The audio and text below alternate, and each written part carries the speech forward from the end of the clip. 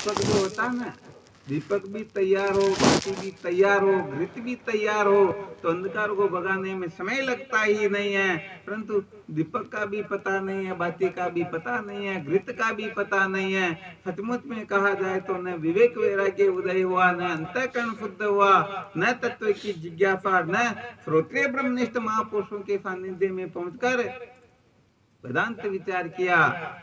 ठीक, थोड़ा बहुत सुन लिया तो सच्ची बात कहते हैं, एक तो मानना होता है, एक जानना होता है। बहुत सारे लोग कहीं से सुन करके, पढ़ करके, रट करके अपने को ब्रह्म मानना प्रारंभ कर देते हैं। ये शुभ तो है, पाप नहीं है, और कुछ हद तक साधना भी है। परंतु जब तक मान्यताओं में उलझे रहेंगे तब तक अपना ज्ञान भी अपने को धोखा देगा।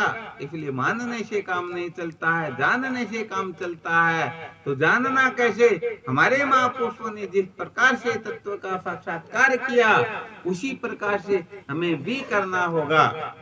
सच्ची बात जानोगे, है, जानोगे तो मानोगे। हाँ, नहीं जाने को नहीं मानेगा। ठीक तरह से जानोगे तब जीवन धन्य होगा। तो भाई वास्तव में ज्ञान का मतलब होता है अज्ञान की सम्यक प्रकाश निवृत्ति। अविद्या की निवृत्ति को ही परमात्मा की प्राप्ति कहते हैं। निवृत्ति आत्मा मोह से ज्ञातत्व नोपलक्षित है।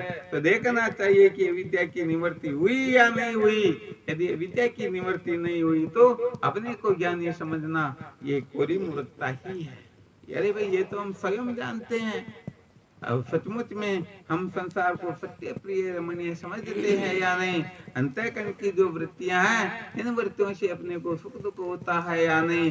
कर्तृत्व भोक्तृत्व जो है, हम इसको मिथ्या समझते हैं या सत्य समझते हैं? हम अनात्म पदार्थों को पाने के लिए कितने सुखी दुखी होते हैं, कुछ न कुछ तो है या नहीं है?